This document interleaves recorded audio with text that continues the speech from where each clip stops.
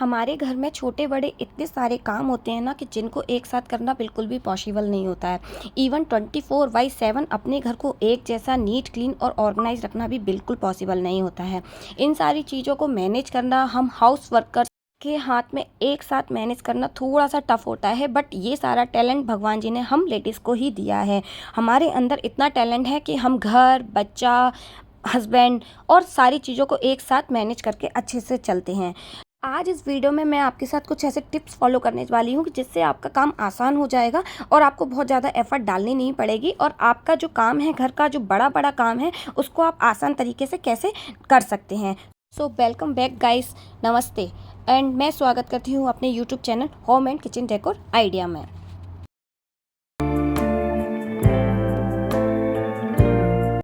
ये जो आप माइक्रोफाइबर का टॉवल देख रहे हैं, ये मेरे भगवान जी को नहलाने के बाद पोंछने के काम आता है, पर ये गीला हो जाता है। तो इसके लिए एक छोटा सा जुगाड़ मैंने लगाया है कि एक एडेसिव हुक यहाँ स्टिक कर दिया है और उस पर मैं अपने टॉवल को हैंग कर देती हूँ। इससे मुझे टॉवल सूखा हुआ भी मिलता है और मुझे कहीं और सभी कपड़ों के बीच में मिक्स करके इसको सुखाने की ज़रूरत भी नहीं पड़ती है। हमारे घर में सबसे ज़्यादा काम आने वाली चीज़ है वो है फ्रिज। मोस्टली हम लोग किचन में फ्रिज का उपयोग दिन भर में जाने कितना बार करते हैं कि इसकी तो गिनती नहीं हो सकती, पर ये कितना गंदा हो जाता है ये आप और हम अच्छे से समझते हैं। फ्रिज को क्लीन करना डैट मीन्स आप पूरे दिन में अगर आप फ्रिज को पूरा क्लीन करने बैठेंगे तो आप 1.5 से 2 घंटा ईजिली इस फ्रिज में दे सकते हैं। पर कभी कभी हमारे पास टाइम नहीं होता है कि हम 1.5 से 2 घंटा अपने निकाल कर फ्रिज को क्लीन करें। तो मैंने एक आइडिया किया या एक सॉल्यूशन अपने लिए निकाला है जो मैं फॉलो करती हूँ, और इससे मेरा फ्रिज क्लीन रहता है कि मैं ना अपने फ्रिज को सेपरेटली डिवाइड कर दिया है कि जैसे आज मैं सिर्फ गेट में रखी एसेसरीज़ को क्लीन करूँगी, डीप क्लीन करूँगी, ना कि ओनली क्लीन करूँगी फॉर्मेलिटी वाला नहीं, वाइप आउट नहीं करना है, उसको डीप क्लीन करना है। तो सबसे पहले मैंने उसके सारे पार्ट्स होते हैं उनको अलग कर लिया है। इसके बाद डिटॉल के वाटर से मैंने इसके अंदर स्प्रे करके एक माइक्रोफाइबर कपड़े से इसको अच्छे से वाइप कर रही हूँ। तो जो भी मार्क्स लगे हैं या जो भी कुछ निशान हैं या कुछ भी गंदगी जो चिपकी हुई है वो आसानी से निकल जाएगी और हमारा ये वाला एरिया क्लीन हो जाएगा। इसके बाद बारी ये सारे अटैचमेंट को मैंने सिंक के अंदर रख दिया है, क्योंकि इनको अच्छे से एक सर्फ से या फिर आप डिशवॉश लिक्विड से या फिर आप सोडा और डिशवॉश लिक्विड के वाटर सॉल्यूशन भी बना सकते हैं। तो उस सॉल्यूशन से आप एक एक करके इनके सारे पार्ट्स को आप क्लीन करते रहिए तो सारे एकदम से चमक जाएंगे और जो भी गंदगी है इससे आसानी से निकल जाएगी। सारे अटैचमेंट को धोकर सुखाने के लिए या फिर इसको निचड़ने देने के लिए मैंने एक टॉवल अपने स्लैब पर बिछा दी है और सारे अटैचमेंट जो भी फ्रिज के हैं वो इसके ऊपर एक एक करके रख दिए हैं, जिससे इनका सारा पानी टॉवल सोख लेगी। सूखे कपड़े से पोंछने के बाद इनको मैंने फिर से उनकी जगह पर लगा दिया है।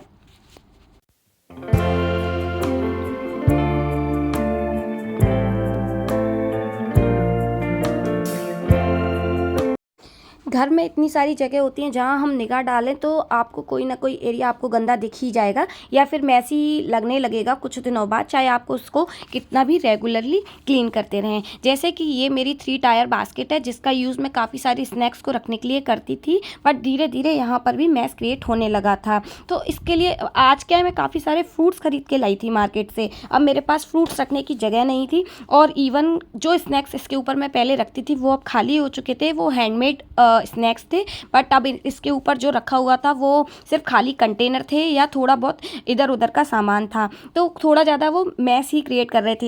इससे बचने के लिए मैंने क्या किया, इस बास्केट को प्रॉपर काफ़ी दिन से क्लीन नहीं किया था, तो काफ़ी अच्छे से मैंने इसको क्लीन कर दिया। एक साबुन और स्क्रबर लेकर इसको अच्छे से मैंने क्लीन कर दिया है, जिससे इसके ऊपर जो भी गंदगी लगी हुई है तो वो क्लीन हो जाएगी। और एक बार क्लीन करने के बाद 2-4 महीने की तो छुट्टी हो ही जाती है, हमें इन चीज़ों को बार बार क्लीन करने की ज़रूरत नहीं पड़ती है जब तक ये बहुत ज़्यादा गंदे ना हो।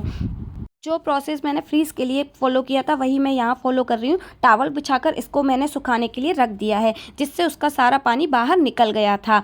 अब एक आटे का कट्टा लिया है मैंने, जिसको मैंने दोनों साइड से कट कर लिया था और इसको एक अच्छे से क्लीन कपड़े से मैंने इसको अच्छे से क्लीन कर लिया है। इसका यूज़ मैं आगे बताऊँगी कि मैंने इसका यूज़ कहाँ किया है।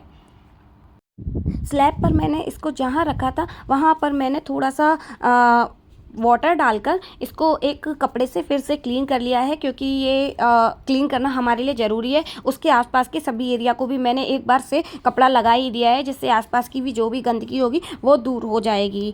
इसके बाद फिर से मैंने बास्केट को सेम जगह लगा दिया है, और जैसा कि मैंने बताया कि उस पॉलीथीन का मैंने यूज़ कहाँ किया था, तो इसको छोटे छोटे टुकड़ों में काट कर मैंने इसके तीनों एरिया में बिछा दिया था, जिससे कि जो भी गंदगी इन बास्केट से निकलेगी, फ्रूट से निकलेगी, वो नीचे नहीं गिरेगी और ये सारी इस प्लास्टिक में आ जाएगी।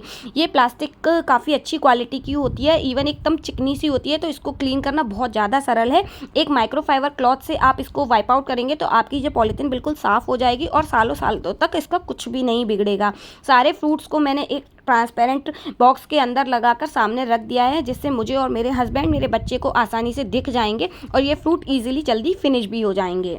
हम लोग अच्छे से समझते हैं कि फ्रूट समय पे कंज्यूम ना हो तो वो ख़राब होने लगते हैं। इन चीज़ों को बचने के लिए ही मैंने इन सारे फ्रूट्स को सामने रखा है, इससे समय रहते हम इन फ्रूट्स को कंज्यूम कर लें और हमारे फ्रूट्स और पैसे का कोई नुकसान ना हो। गाइस, अगर आप भी अपने घर में फ्रूट लाते हैं तो आप हमेशा कोशिश करें फ्रूट्स को हमेशा बच्चों के, हस्बैंड के नज़र के सामने ही रखें, जिससे कि आपके जो भी फ्रूट्स हैं वो समय पर ख़त्म हो जाएंगे और ख़राब भी नहीं होंगे, और आपको देखकर याद आ जाएगा कि हमारे घर पे कौन कौन से फ्रूट्स अवेलेबल हैं।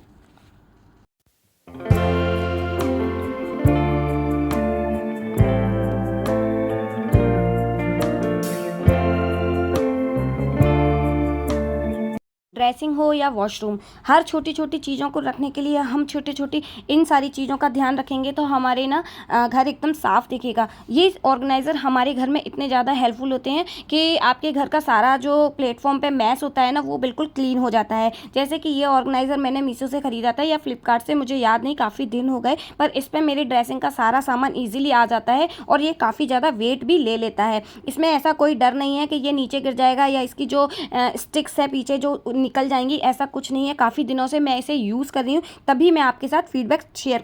घर को सुंदर और हैंडी बनाने के लिए हमें कुछ ऐसी चीज़ें हमेशा खरीदते रहना चाहिए जो ना कि ज़्यादा कॉस्टली हों, इवन हमारे ही बजट के अंदर आती हों, और एक बार ख़रीदने के बाद ये सालों साल चलें। तो कुछ इस तरीके का उदाहरण मैंने आपके सामने रखा है। अगर आपने अभी तक नहीं ख़रीदा है तो ख़रीद सकते हैं। ये काफ़ी ज़्यादा यूज़फुल और डेली में यूज़ होने वाला प्रोडक्ट है। आप इसका यूज़ अपने किचन में, वॉशरूम में, ड्रेसिंग पे कहीं भी कर सकते हैं।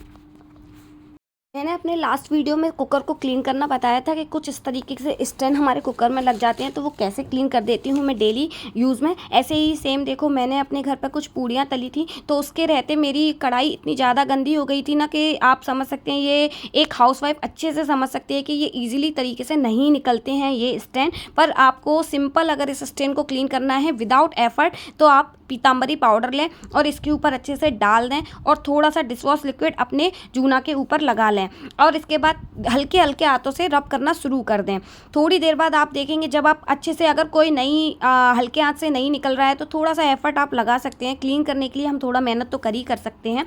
तो मैंने ऐसे ही अच्छे से घिस दिया था, और इसके बाद आप थोड़ी देर बाद देखेंगे कि ये जो सारे स्टैंड है ना ईजिली निकल जाएंगे और आपकी जो कढ़ाई है प्रॉपर क्लीन हो जाएगी। आप अपने घर पर अपनी सिंक एरिया के पास सारी चीज़ों क्लीन करने, बर्तन क्लीन करने वाला साबुन या डिशवॉश लिक्विड रखते हैं, वैसे ही मैं बोलूँगी एक डिब्बी के अंदर आप पीताम्बरी पाउडर ज़रूर रखें। पीताम्बरी पाउडर का यूज़ बर्तन को क्लीन करने में काफ़ी ज़्यादा इफ़ेक्टिव इसका रिज़ल्ट आता है, और आपके टाइम को और एफ़र्ट को भी ये काफ़ी हद तक कम कर देता है।